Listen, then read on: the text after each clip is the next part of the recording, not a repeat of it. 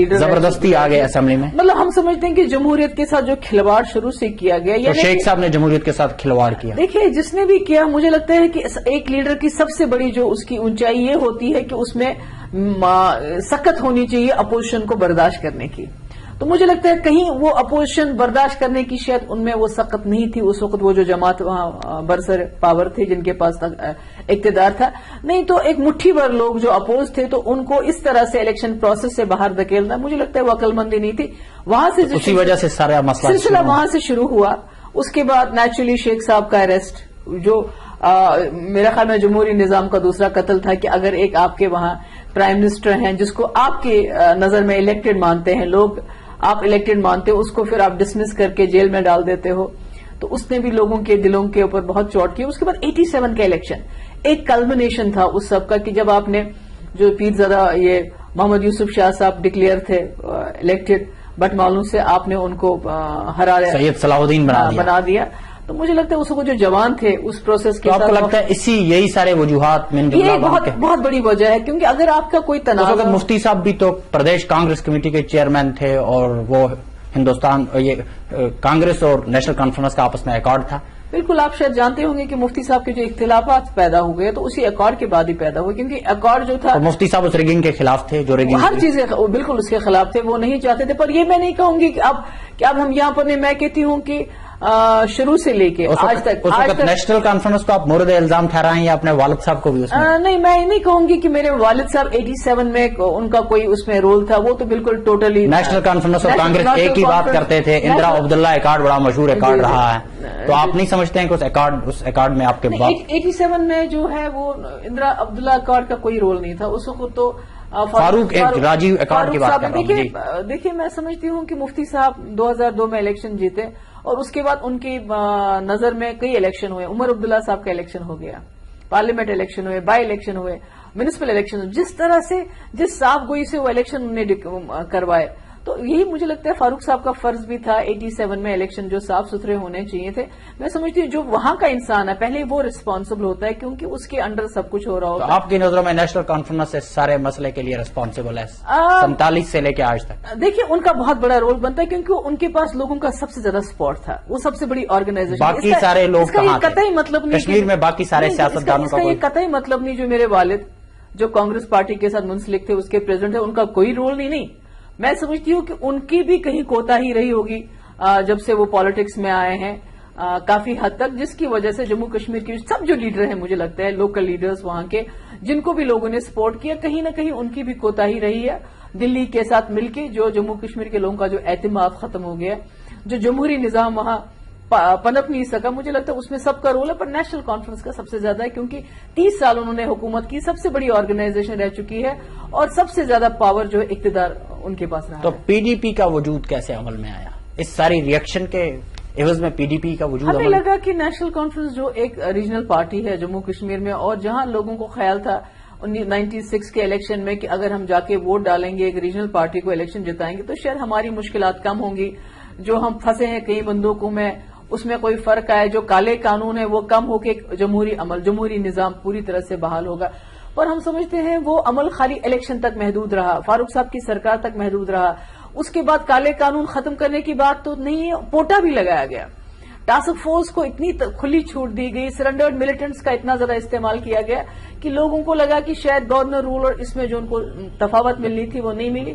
اور ایسے میں لگا کہ ہم کانگریس کے پلیٹ فارم میں تھے، بہت بڑی پارٹی ہے آپ سمجھتے ہیں، یہاں ان کی حکومت ہے. ہمیں لگا اگر ہمیں جموں کشمیر کے لوگوں کو کوئی راحت دینی ہے تو ہمیں یہ بڑا پلیٹ فارم چھوڑ کے یہاں کے لوگوں کا ایک چھوٹا سا پلیٹ فارم بنانا پڑے گا جو بات کھل کے کہے، جس سے آپ جموں کشمیر کے لوگوں کو کسی نہ کسی قسم کبھی کبھی زبان سے بات کہنے سے بھی کسی کو آرام ملتا ہے، کبھی کرنے سے ملتا ہے. تو مفتی صاحب اور آپ نے اسی وجہ سے چھلانگ لگائی سیاست میں کہ کانگریس سے الگ ہو کے کشمیریوں کے لیے سیاست میں تو بہت پہلے مفتی صاحب چھلانگ لگا چکے ہیں. کشمیری سیاست میں نئی جماعت جو ہم نے بنائی پی ڈی پی کو جو پلیٹ فارم ہم نے دیا ریجنل پلیٹ فارم، وہ اسی وجہ سے دیا کہ جموں کشمیر کے لوگوں کو نیشنل کانفرنس ریجنل پارٹی کا ایک متبادل چاہیے تھا. کانگریس وہ متبادل نہیں بن سکتی، بی جے پی نہیں بن سکتی، اسی وجہ سے کانگریس سے انہوں نے اپنی علیحدگی بالکل اسی لیے کہ تاکہ جموں کشمیر کی جو اصلی جو ایسپریشنز ہیں اس کو کس طرح سے آپ آرٹیکولیٹ کریں اور کس طرح سے جموں کشمیر کی جو لوگوں کو جو اس مشکلات سے باہر نکال سکیں. تو پی ڈی پی بات کر رہی ہے، آپ نے کہا کہ ٹاسک فورس بے لگام ہو گئی تھی، ملٹری کو زیادہ اختیارات دیے گئے تھے، تو آپ کے دور حکومت میں کیا آپ کو نہیں لگتا کہ بہت سارے ایسے قتل ہوئے جو زیر حراست ہوئے، ٹاسک فورس وہی کچھ کرتی رہی؟ نہیں، جو کچھ وہ پہلے ایسا یہ تو بالکل غلط ہے. اگر آپ کہیں بھی جائیں گے اس وقت جموں کشمیر میں، کسی بھی جو ہمارے بالکل مخالف بھی ہوں گے، ان سے پوچھیں گے کہ مفتی صاحب کا دور کیسا رہا، تو وہ آپ کو بتا دیں گے کہ اس میں کتنا آرام کیا، کیسے گاؤں میں لوگ آرام سے رات کو سوتے تھے، داڑھی کی وجہ سے آپ کو پکڑا نہیں جاتا تھا، اور راستے پہ چلتے ہوئے ٹاسک فورس کی جپسی آپ کو نہیں روک سکتی تھی، بلکہ الٹا لگتا ہے کہ یہ سب کچھ وہاں پہ ہوتا تھا، بہت زیادتیاں ہوتی تھی. بہت زیادتیاں. یہ بھی صحیح نہیں ہے کہ ہمارے وقت میں بالکل سب کچھ ٹھیک ٹھاک ہو گیا، نہیں، ہم یہ نہیں کہہ سکتے، بلکہ کئی حد تک جو ہو لوگوں میں ایک سینس آف سیکورٹی پیدا ہو گیا. صبح سے شام تک لوگ باہر رہیں گے، یہ خطرہ نہیں رہتا تھا ماں کو یا بہن کو میرا بھائی باہر ہے، پتہ نہیں واپس آئے گا کہ اس کی لاش آئے گی. ٹنل 6 بجے بند ہوتا تھا، رات کے 12 بجے اس غیر یقینیت سے آپ نے کشمیریوں کو باہر بہت حد تک مجھے لگتا ہے ہم نے ان کو ایک اچھا ایٹماسفیئر دیا، ایک سیکیورٹی پرووائڈ کی، کافی حد تک مینٹل سیکیورٹی. جی بالکل. ان کو اطمینان تھا کہ ہمارے پیچھے ایک طاقت ہے کہ اگر ہمارے ساتھ کوئی زیادتی ہوگی تو آپ کے ہوتے ہوئے جب آپ کے والد صاحب کشمیر کے وزیر اعلیٰ تھے تو کتنی اموات ایسی ہوئی جو زیر حراست ہوئی؟ کئی ایسے انسیڈنٹس ہوئے ہیں، ہم یہ قطعی انکار نہیں کر سکتے کہ کچھ بھی نہیں ہوا، اور اس میں سب سے بڑی بات جو یہ ہے کہ ایک ہم اس کو انڈر دا کارپیٹ نہیں کرتے تھے، کہ اس کو چھپانے کی کوشش نہیں کرتے تھے، بلکہ ہمارے لوگ، میں، مفتی صاحب خود ایسی جگہوں پہ جاتے تھے، ہمارے منسٹر جاتے تھے.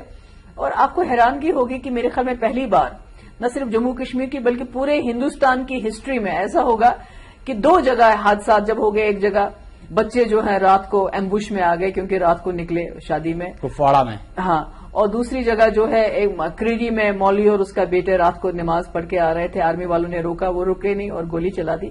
2 بار کور کمانڈر گاؤں چلے گئے اور وہاں جا کے معافی مانگی. تو معافی مانگنے سے ان کے زخم بھر گئے؟ زخم بھرنے کی بات نہیں ہوتی ہے کہ اگر وہ اٹ واز این انسیڈنٹل، یہ کوئی ایکسیڈنٹل تھا، یہ کوئی جان بوجھ کے پکڑ کے نہیں، مگر اس کے باوجود ایک کور کمانڈر وہاں جا کے معافی مانگتا ہے اور اس کے بعد انکوائری ہوتی ہے، دوسری چیزیں ہوتی ہیں. مجھے لگتا ہے یہ پہلی بار ہوا. تو ایسے کتنے لوگوں کو آپ کے دور میں کتنے لوگ اکاؤنٹیبل ٹھہرائے گئے، کتنے لوگوں کا احتساب کیا گیا جو ان ساری کلنگز میں انوالو تھے؟ دیکھیے، سب سے بڑی بات تو ہے کہ ہمارے وقت میں جو فیک انکاؤنٹرز کوئی نہیں ہوئے، یہ سب سے بڑی چیز ہے. دوسرا، پولیس کے ہاتھوں 2 کسٹڈیل ایلیگیشنز آئے کلنگز کے، جس میں دونوں میں ایکشن لیا گیا. ایک کنگن میں تھا کوئی ایس پی او کے بارے میں، دوسرا شروع میں ہی جو نوگام سائڈ میں ایک کو کسٹڈی میں مار دیا گیا.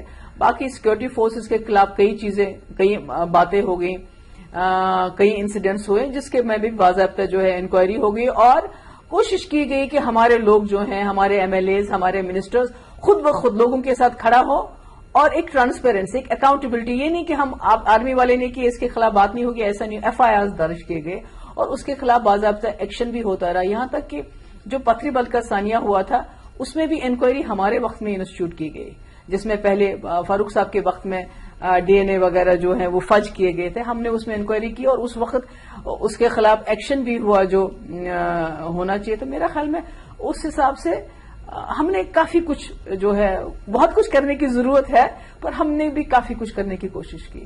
محبوبہ جی، آپ سے بات چیت جاری رہے گی. محبوبہ جی فرما رہی ہیں ہم نے کافی کچھ کیا اور کافی کچھ کرنے جا رہے ہیں. مجھے پتا ہے کہ آپ بات چیت سے لطف اندوز ہو رہے ہوں گے. ایک چھوٹے